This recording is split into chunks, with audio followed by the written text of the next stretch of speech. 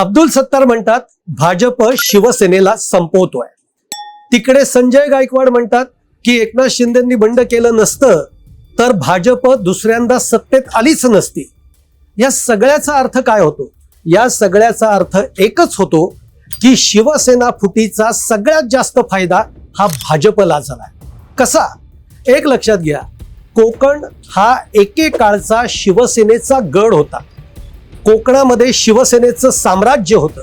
पण आज भाजपने कोकणामध्ये चांगलेच पाय पसरलेले आहेत. दुसरं उदाहरण घेऊया मराठवाड्याचं.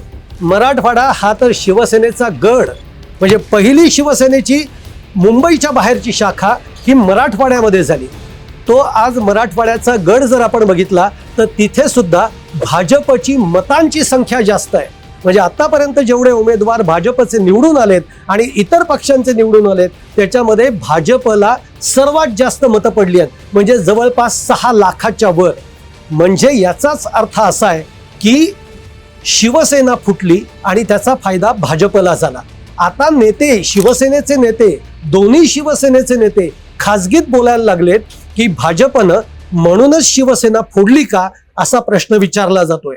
तुम्हाला सुद्धा काय वाटतंय नक्की कमेंट बॉक्समध्ये टाका.